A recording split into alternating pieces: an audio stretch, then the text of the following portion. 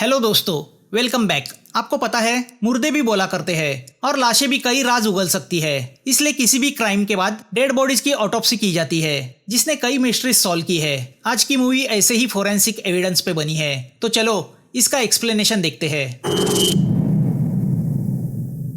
Hong Kong की observatory यानी forecast centre से शहरवासियों को चेतावनी दी जाती है कि रात को 10 बजे से लेकर सुबह 6 बजे तक तूफानी बारिश गिरने की असंभावना है, तो ऐसे में कोई बाहर ना निकले। ऊपर से आज क्रिसमस ईव है। ऐसे में शहर के एक ऑटोप्सी सेंटर में फोरेंसिक डॉक्टर निक एक मुर्दे की ऑटोप्सी करने में बिजी है। उसे घर जाने की जल्दी नहीं, क्योंकि वहाँ कोई उसकी राह देखने वाला है नहीं। निक की वाइफ की मौत हो चुकी है। एक ज्वेलरी शॉप डकैती के दरमियान रॉबर ने गोली मारकर उसकी हत्या कर दी थी। वह मर्डरर पकड़ा नहीं गया, जिसका निक को अफसोस है। अब उसके लिए तो मुर्दा घर के ये मुर्दे ही उसके साथी है। आज ऑटोप्सी सेंटर में नाइट ड्यूटी के लिए सिर्फ 4 लोग ही रुके हुए हैं। एक निक, दूसरी उसकी असिस्टेंट लाइना, तीसरा सिक्योरिटी ऑफिसर जैक और चौथा क्लीनर पाब्लो। लाइना के ड्यूटी का आज आखिरी दिन है। वैसे तो वह अंदर से निक को चाहती है, मगर अपने प्यार का इजहार उससे कर नहीं पा रही, तो मायूस होकर वह हांगकांग छोड़ के जाने का फैसला कर चुकी है। निक एक डेड बॉडी के ऑटोप्सी का काम पूरा करता है। वह सोचता है कि क्यों ना लाइना का आखिरी दिन सेलिब्रेट किया जाए, तो उसने पहले से पिज्जा मंगा के रखा है। दोनों पिज्जा का लुत्फ उठा रहे होते हैं कि ऑटोप्सी सेंटर के बाहर कार में बैठे कुछ लोग अलग ही इरादा रखे हुए हैं। वह तीनों लोग मौके की तलाश में है। उनमें से एक है सेंटा, जो इनका लीडर है, दूसरा है जिमी, तो तीसरा है टोनी। अब वह तीनों मास्क पहन के ऑटोप्सी सेंटर के सीसीटीवी यूनिट को डिसेबल कर देते हैं और अंदर चले आते हैं। इसके पहले कि जैक उनसे कुछ पूछे, वो उस पर गन तान देते हैं। जिमी जैक का मोबाइल निकाल लेता है, तो टोनी टेलीफोन की सब वायरें काट देता है। अब ये तीनों गन की नोक पे जैक को ऑपरेशन रूम में लेके आते हैं, जहाँ निक और लाइना ऑटोप्सी में बिजी है। हाथ में गन लेके आए इन तीनों मास्क मैन को देख के वो भी हैरान हो जाते हैं। निक तो उनसे कहता भी है कि ये कोई बैंक नहीं जहाँ डकैती डाली जाए। तो अब इन दोनों के मोबाइल फोन निकाल लिए जाते हैं। सेंटा निक से कहता है कि शूट किए हुए एक विक्टिम की बॉडी यहाँ लाई गई है, जिसका नाम मीशा है। उसके बॉडी में एक बुलेट है जो उसे चाहिए। वह निक से पूछता है कि क्या उसने मीशा की ऑटोप्सी की है।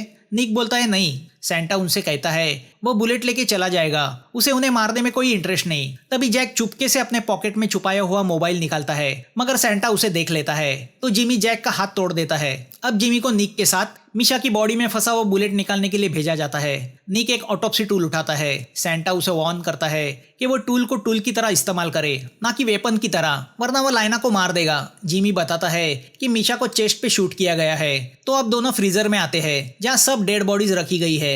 निक एक बॉडी बैग खोल के मीशा की बॉडी को निकालता है और बॉडी की रिब्स तोड़ के उसमें हाथ डाल के बुलेट निकालता है। बुलेट को प्लास्टिक की बैग में रखा जाता है। अब जैसे ही बुलेट मिलती है, ये लोग इन तीनों के एक्सेस कार्ड लेके इनको फ्रीजर में बंद कर देते हैं और वहां से चले जाते हैं। तो हमें पता चलता है कि वो बुलेट उनके लिए इसलिए इम्पोर्टेंट थी क्योंकि उससे उनकी पहचान हो सकती थी। अब जैसे ही ये लोग जाते हैं, निक मीशा की बॉडी में से असली बुलेट निकाल लेता है और उसके पीठ पे बुलेट आर पार जाने का निशान नाइफ से बना देता है।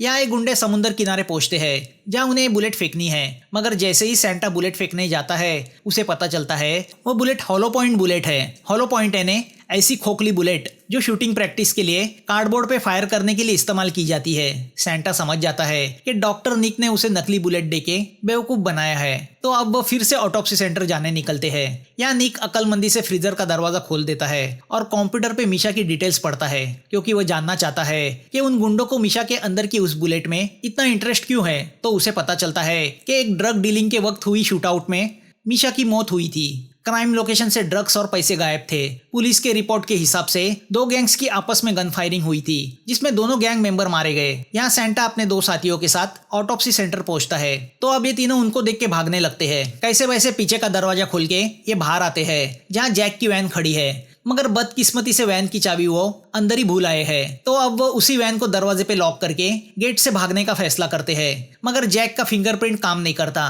तो अब वो गेट कूद के जाने का फैसला करते हैं। मगर मोटे जैक को चढ़ाने में वक्त लग जाता है। तो इसके पहले कि वो गेट कूदने में कामयाब हो जाते, पीछे से सेंटा और गैंग आके उन पे गन तान देते हैं। अब निक, लाइना और जैक को फिर से ऑटोप्सी सेंटर के अंदर लाया जाता है। सबसे पहले तो सेंटा जैक को शूट करके मार देता है, क्योंकि वह जान चुका है कि जैक उसके कुछ काम का नहीं। वह देख के निक आग बबूला हो जाता है और सेंटा के ऊपर झपट पड़ता है। मगर फाइट में वह सेंटा के सामने कमजोर पड़ जाता है। अब सेंटा निक से कहता है कि वो मीशा की डेड बॉडी को यहाँ लेके आए। वो खुद अपने आंखों से देखेगा कि कैसे निक उसकी बॉडी से बुलेट निकालता है। तभी डोरबेल बजती है। फ्यूनरल होम से एक आदमी कोई डेड बॉडी कलेक्ट करने आया होता है।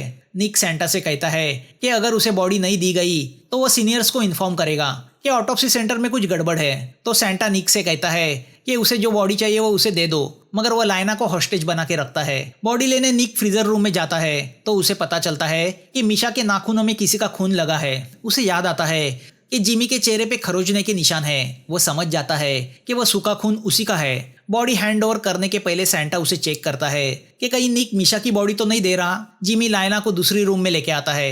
या निक उस मिकी नाम के आदमी को डोर खोल के अंदर लेता है तो अंदर से सेंटा और टोनी उन दोनों पे गन ताने हुए है। निक मिकी को किसी बूढ़े की बॉडी देता है, मगर तभी जानबूझ के अपनी हाथों को जख्म करके बॉडी बैग पे अपने खून से 999 यानी पुलिस का नंबर लिखता है ताकि वह देख के मिकी खतरे को भांप ले और पुलिस को इन्फॉर्म करे। मगर शराबी मिकी उस पे शराब गिरा देता है जिससे वह 999 मिट जाता है। यहाँ लॉकर रूम में लाइना जिमी को अपनी बातों से गुस्सा दिलाती है। अब जब जिमी लाइना को मारने मुड़ता है तो दोनों में हाथापाई शुरू होती है। हाथापाई में जिमी की गन चल जाती है। गन की आवाज सुन के मिकी रुक जाता है। वही मौका देख के निक डोर से बाहर भाग जाता है। सेंटा मिकी को मार के निक के पीछे भागता है। अब निक रोड पे आके कार रोकने की कोशिश करता है तो वह एक कार से टकरा जाता है। अब वह उसी कार में बैठ के भागने जाता है तो सेंटा गोली चलाता है जिसमें उस कार का ड्राइवर मर जाता है। अब निक वो कार ड्राइव करके भागता है, मगर थोड़ी दूरी पे जाके उसकी कार किसी और कार से टकराती है और पलट जाती है। वो कार से बाहर आता है तो देखता है सेंटा ने लाइना को शूट कर दिया है और तभी निक अपने ख्यालों से बाहर आता है। जी हाँ, ये निक का ख्याल होता है। मिकी निक से पूछता है ये गन फायरिंग की आवाज कैसी। निक बताता है कि शायद वह क्लीनर पाब्लो आवाज लाउड करके कोई एक्शन फिल्म देख रहा होगा। तो अब मिकी वह डेड बॉडी लेके चला जाता है। अब सेंटा निक से कहता है कि वह उसे मिशा के बॉडी से वो बुलेट निकाल के दे। यहाँ लॉकर रूम में जिमी लाइना के करीब जाने की कोशिश करता है तो वह बड़ी हिम्मत से उसका मुकाबला करके उसे बेहोश करके उसकी गन छीन लेती है। अब वह जैसे ही गन लेके कॉरिडोर में आती है सामने से टोनी आता है। लाइना गन चला के उसे भी घायल करती है। फिर वह जिमी के फोन से पुलिस को कॉल करने की कोशिश करती है, मगर नेटवर्क नहीं लगता। तो अब वह सीधा गन लेके ऑपरेशन रूम में आती है जहां निक और सेंटा है। वह सेंटा पे गन तान देती है। निक सेंटा के पॉकेट से मोबाइल निकाल के पुलिस को कॉल लगाता है। तभी पीछे से जिमी और टोनी आ जाते हैं। अब पलक झपकते ही सेंटा लाइना के हाथ से गन छीन लेता है। टोनी को जिंदा देख के लाइना शॉक होती है तो टोनी अंदर पहना हुआ बुलेट प्रूफ जैकेट उसे दिखाता है। अब सेंटा लाइना को गन पॉइंट पे लेता है तो पुलिस को कॉल लगने के बावजूद निक आंसर नहीं कर पाता। वो रॉन्ग नंबर बोल के फोन रख देता है। अब निक मिशा की बॉडी खोलने में लग जाता है। निक धीमी आवाज में लाइना से कहता है कि मिशा के नाखूनों में जो सूखा हुआ खून है वो जिमी का है, क्योंकि मिशा के खरोचने के निशान जिमी के चेहरे पे दिखाई देते हैं। लाइना निक से कहती है कि टोनी के बुलेट प्रूफ जैकेट पे पुलिस का लोगो है, मतलब ये तीनों पुलिस है। अब मिशा की पूरी बॉडी खोलने के बाद निक सेंटा से कहता है कि बॉडी में बुलेट है ही नहीं, वो शरीर के आर पार निकल गई है। वो बुलेट निकल जाने का निशान भी उसे दिखाता है। वो उससे कहता है कि बुलेट क्राइम सीन पे होगी। वो सुन के तीनों डर जाते हैं, मगर सेंटा निक की बातों पे यकीन नहीं करता तो खुद मिशा की बॉडी में हाथ डाल के बुलेट ढूंढने लगता है। तभी सेंटा निक से कहता है कि क्या तुम्हें पता है तुम्हारी वाइफ को किसने मारा। निक कहता है वो रॉबर अभी तक पुलिस के हाथ नहीं लगा। तो अब सेंटा अपने चेहरे से मास्क को हटाता है तो बाकी दो बंदे भी अपना मास्क निकालते हैं। सेंटा निक से कहता है कि एक्चुअली तुम्हारी वाइफ का किलर पकड़ा गया था, मगर सबूत न होने की वजह से उसे छोड़ा गया। सबूत सब कुछ है, जैसे हमारे गुनाहों का सबूत इस मिशा के शरीर में बुलेट के रूप में था, मगर अब चूंकि बुलेट नहीं मिली तो मुझे तुम्हारी गर्लफ्रेंड को भी मारना पड़ेगा ताकि मरने के पहले तुम वाइफ और लवर दोनों की मौत का शोक मना सको। निक उससे कहता है जितना तुम मेरे बारे में जानते हो उतना मैं भी तुम्हारे बारे में जानता हूँ। तुम पुलिस ऑफिसर हो, मगर गैम्बलिंग की लत ने तुम्हें कर्जे में डुबा दिया। तुम लक बैड लक के चक्कर में फंसे हो। मोबाइल पे एड लगाने से गैम्बलिंग में लक नहीं आता। अब मैं तुमसे सौदा करता हूँ, लाइना को छोड़ दो, क्योंकि आज नहीं तो कल वो बुलेट चेकिंग के लिए मेरे ही पास आएगी। तभी डोरबेल बजती है। दरवाजे पे पुलिस होती है। निक ने जो कॉल किया था उसे वेरीफाई करने वो आई है। तो अब डॉक्टर की लिबास में खुद सेंटा दरवाजा खोलता है। दोनों पुलिस मॉर्ग को चेक करने लगती है कि तभी एक पुलिस की नजर फर्श पे पड़ी बुलेट की शेल पे जाती है। वो समझ जाता है कुछ तो गड़बड़ है। अब जब वह ऑपरेशन रूम में आते हैं तो वहाँ निक, लाइना और जिमी कंप्यूटर के सामने काम करने का बहाना करते हुए दिखाई देते हैं।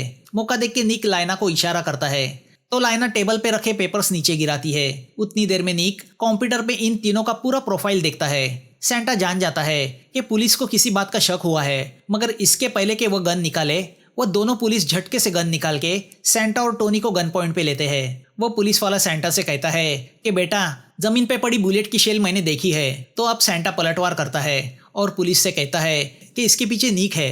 तो लाइना उससे कहती है कि इन लोगों ने हमें बंदी बनाया है। दोनों पार्टियां एक दूसरे पे उंगलियां उठाने लगती है कि तभी वहाँ क्लीनर पाब्लो आ जाता है। गन देख के पाब्लो वहाँ से भागता है। तो अब इन लोगों के बीच गन फायरिंग शुरू होती है। वो दो पुलिस और जिमी टोनी एक दूसरे से फाइट करने लगते हैं। सेंटा पाब्लो का पीछा करके उसे शूट कर देता है। पाब्लो के कपड़े पे बुलेट का निशान देख के वो सोच में पड़ जाता है कि जैसे बॉडी पे बुलेट के निशान होते हैं वैसे ही कपड़े पे भी होने चाहिए। तो वो वहाँ रखे डेड बॉडीज के कपड़े में मिशा की ड्रेस ढूंढता है। तो उसे मिशा की ड्रेस में बैक साइड में बुलेट का होल नजर नहीं आता, मतलब बुलेट आर पार नहीं गई है। तो यहाँ निक वही बुलेट लाइना को देता है और उससे कहता है कि ये बहुत बड़ा सबूत है, तो वह इस बुलेट को पुलिस के पास लेके जाए। यहाँ इन लोगों की फाइट में दोनों पुलिस वाले मारे जाते हैं। तो टोनी और जिमी घायल हो जाते हैं। वही मौका देख के निक बॉडी उठाने वाली क्रेन रिमोट से ऑन करता है और उससे टोनी का गला पकड़ के उसे ऊपर उठाता है। जिमी चिल्लाता रह जाता है तो टोनी दम तोड़ देता है। अब निक रूम का रिकॉर्डर ऑन करता है। अपने भाई की मौत से जिमी बौखला जाता है और निक पे टूट पड़ता है। यह लाइना बुलेट लेके मेन डोर की तरफ भागती है कि तभी सेंटा उसे देख लेता है। लाइना उससे बच के भागती है और फ्रीजर रूम में छुप जाती है, मगर भागते हुए वो बुलेट दरवाजे के बाहर फर्श पे गिर जाती है। लाइना अंदर रखे स्ट्रेचर से दरवाजा लॉक कर देती है।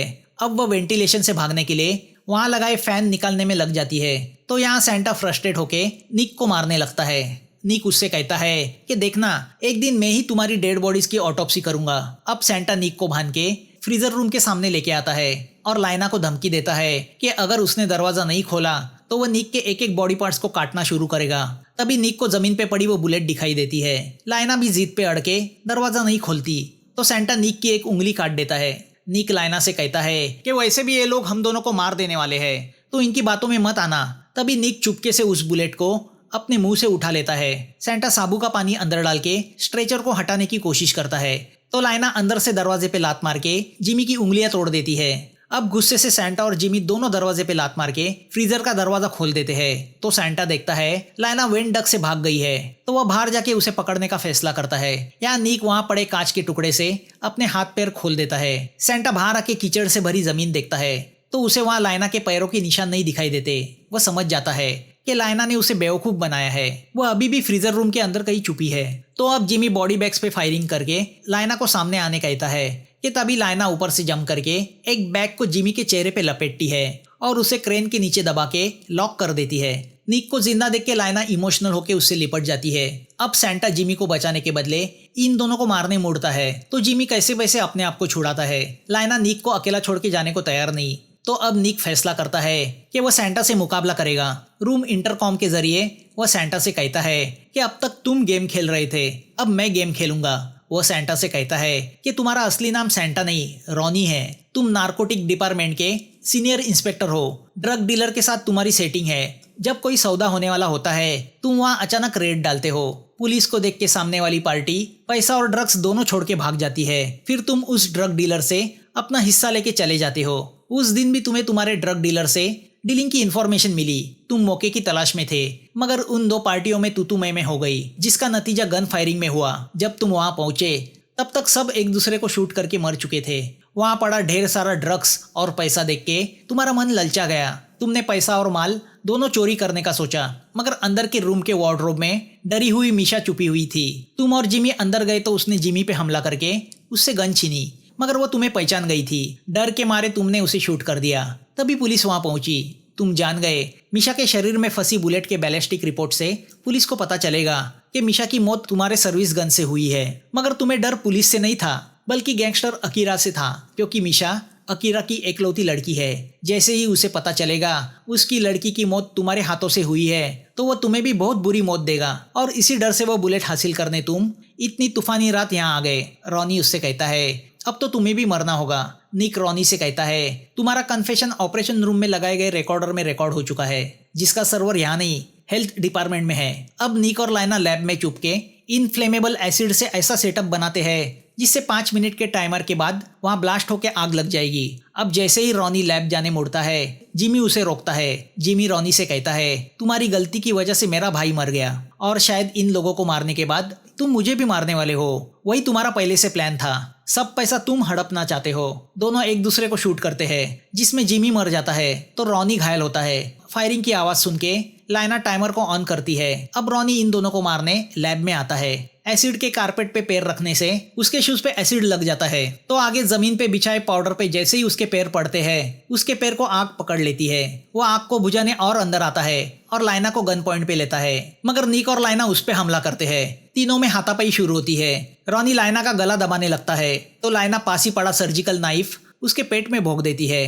अब जब रॉनी लाइना को शूट करने जाता है तो पीछे से निक उसके सर पे भारी चीज मार के उसे घायल करता है, तो रॉनी उन पर अंधाधुंध गोलियां चलाने लगता है, जिससे वहां पे ब्लास्ट हो जाता है। फिर भी रॉनी हार नहीं मानता और इन दोनों को गन पॉइंट पे लेता है। वो निक से कहता है कि जिस रॉबर ने तुम्हारी वाइफ को मारा उसे मैंने ही छोड़ दिया, क्योंकि उसकी रॉबरी में मेरा भी हिस्सा था। तो अब निक उसे मीशा की बॉडी से निकाली हुई बुलेट दिखाता है और उससे कहता है कि ये डेड बुलेट तुम्हें मार देगी। इतना कह के वो बुलेट उसकी तरफ फेंकता है। उसे पकड़ने के चक्कर में रॉनी ऊपर से नीचे गिरता है।